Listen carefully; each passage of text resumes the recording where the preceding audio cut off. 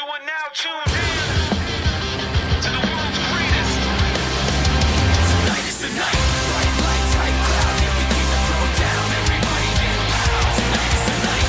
A-list, can't miss. When we burn it to the ground. Everybody get down. Tonight is the night. We stay grinding while our big cat rises. Steady climbing, now we on top. It's not something you get. It's just something we got. 'Cause I don't know if you know we playing or not. Tonight, lights flashing when we step in the place. And you can feel the raw excitement from the look on their face. It's like the prize right in front of my eyes to take. And the sky's the limit, got no time to waste. Tonight's the big go. Strike quick but creep slow. The competition is absent the moment that we show. Countdown from 3, go. Press X to reload. Yet they still try to topple the kingdom that we own. Outnumbered but outgunning. We're fearless and crowd stunning. Never an error on record. There's no one to protect you. And we would still be right here if all the money was burned. But we stay bumping in your ear 'cause the money was earned. Yo, you can find us climbing, setting the bar. Or you can find us red carpet when we hitting it hard. 'Cause the truth is you can find us wherever you are. Just look up, we're flying high with the stars. Cause tonight is the night. Bright lights, hype crowd. Yeah, we keep the throw down. Everybody get loud. Tonight is the night. A-list, can't miss. When we burn it to the ground. Everybody get down. Tonight is the night. We stay grinding while our big cat rises. Steady climbing, now we on top. It's not something you get. It's just something we got. 'Cause I don't know if you know we playing or not. Tonight, you tuning in to a lesson in skill. You hear the static on the dial and the message is real. And while you question our progression, never Welcome, ladies and rest. gentlemen, to an edition of Pro Talk Wrestling here. It is the Raw Recap. I am your host, Nate the Great. And guys, what a night it was for Monday Night Raw last night in Pittsburgh, Pennsylvania, no less. Honestly, it was a show worth watching, a show full of surprises, ups and downs, and unfortunately came with a major down because during his matchup, Adrian Neville unfortunately got injured. He apparently suffered a broken ankle and a shin injury, but I'll get more into that in just a little bit. Let's just get right into it. We kick off the night with a tag team match featuring the New Day versus the League of Nations, Rusev and Alberto Del Rio, in what was a great matchup to start off Monday Night Raw. Xavier Woods and Big E were representing New Day, and they really did quite the job. And actually, Max asked me this question last night. They were asking, do you see Big E out of those three guys as a future World Heavyweight Champion? And I told him I did not. Not right now, at least, because he does feel like he's coming out on his own in this New Day deal. However, he's not quite there yet. I think that if they did try to do it, it would be really hard to keep that momentum going. But at the same time, that I think that he's going to be one of those guys who stands out in the group. Him and Kofi, I've always respected Kofi, his athleticism, everything that he's done. He has definitely earned, his place in WWE. Same thing could be said about Xavier Woods. Woods, when he first came out, he just was one of those guys who was just like, okay, this will be great. And in the end, he turns out to be one of the top managers on the roster, and he has definitely earned his spot as well. And he earned, a lot of people's admiration last night. I mean, you saw him hit a tornado DDT from the in between the ropes on, I believe it was Rusev, and he did a really good job. And there was a lot of times where I thought that Xavier Woods was going to pull up the upset, which he did, because Kofi distracts Rusev from the outside, and Woods gets the roll up on Rusev for the 1, 2, 3. And unfortunately, after the matchup was over, the League of Nations decided to take down and beat up the New Day. We saw a huge bullhammer on Kofi Kingston. We saw the Sheamus Bro kick on Big E. And unfortunately, we saw the quote-unquote Warriors Way by Alberto Del Rio. And at the end, they did this weird kind of like, they all grabbed each other's arms and then they just raised them up, down, and it's like, okay, interesting. So that matchup lasted about 25 minutes, and it was a great way to kick off Raw.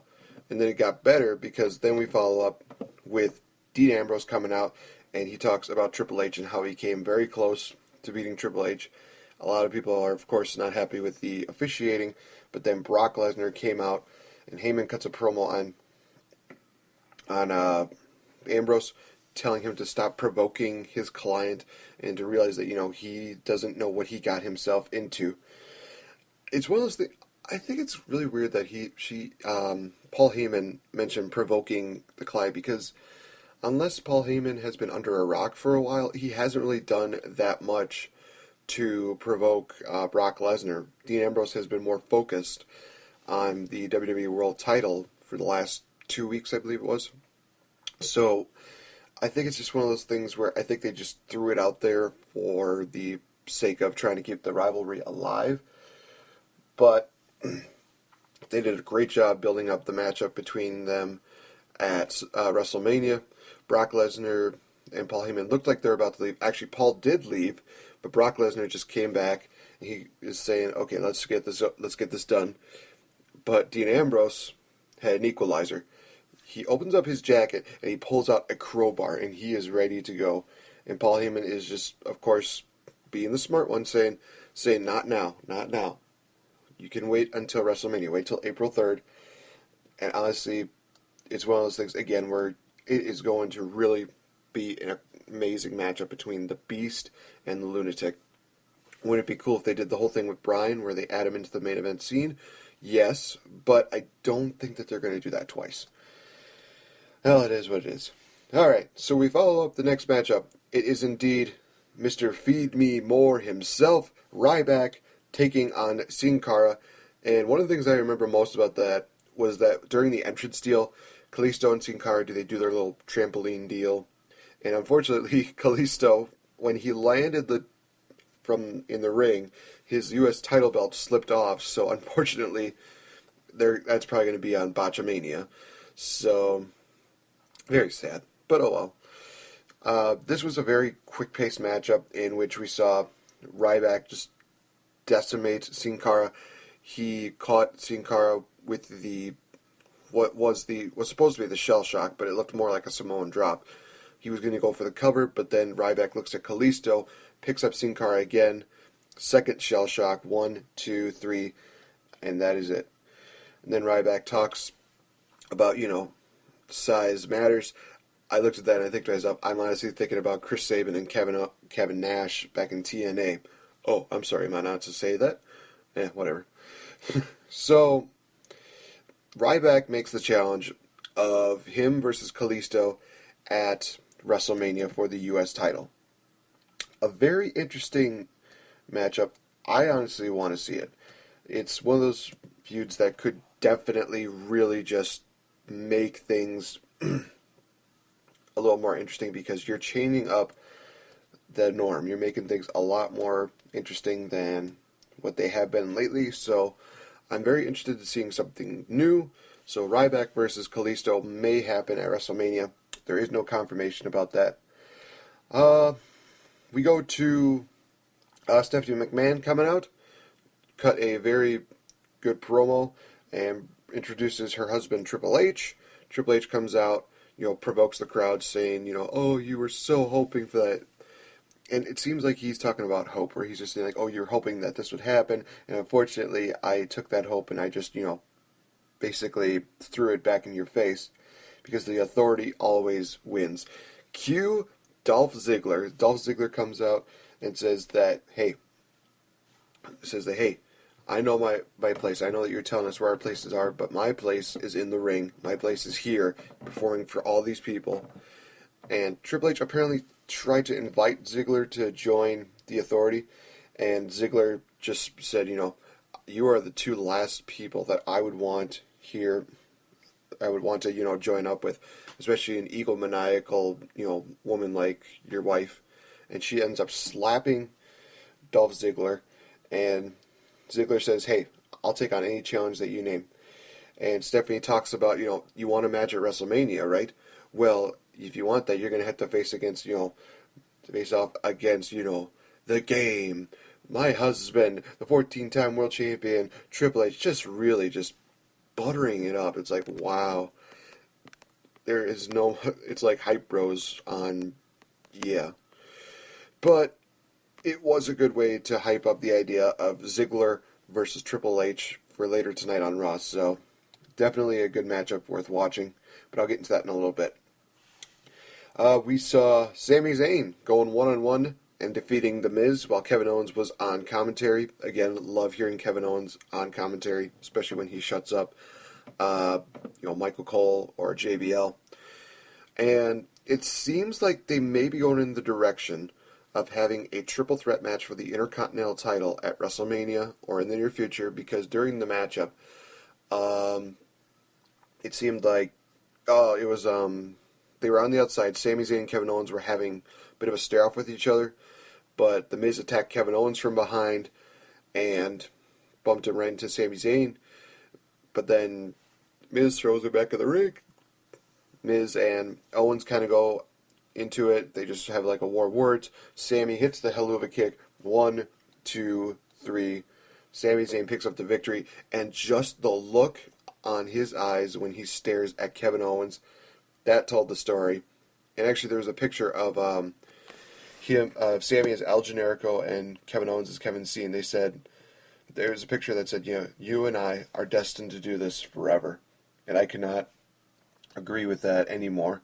It was definitely a great moment again to see Kevin Owens and Sami Zayn just having all of that animosity against each other. I'm looking forward to seeing those two lock up at Mania. Whether it is a one-on-one or a triple threat, we'll just have to wait and see. We get into a Divas matchup. It featured Brie and Alicia Fox, team formerly known as Team Bella, I guess, against Team Bad. And before anything even happens, Lana's music comes out. She just, walks out, goes to the announcer's table, and just talks. And yeah.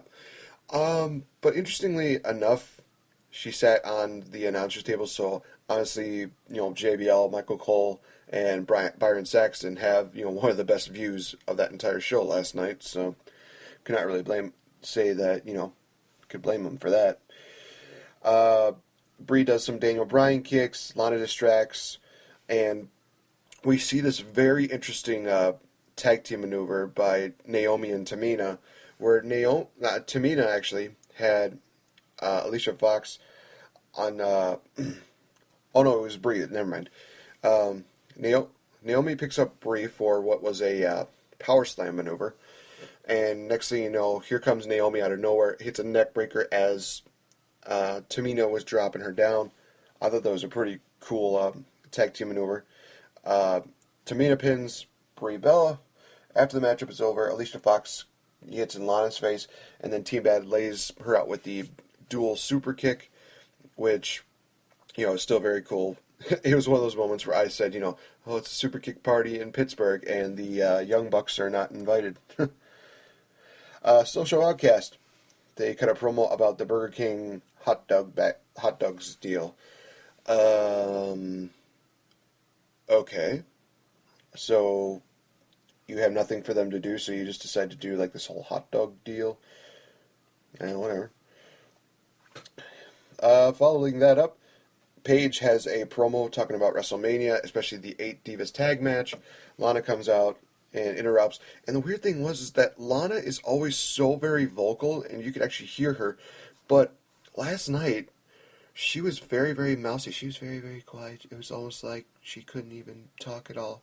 It was almost like something happened to her voice where she just could not talk at all, which was very weird. I mean, I can understand maybe if, she was yelling at a baseball game or something like that, or basketball, whatever, going to a sporting event, and then her losing her voice because of that.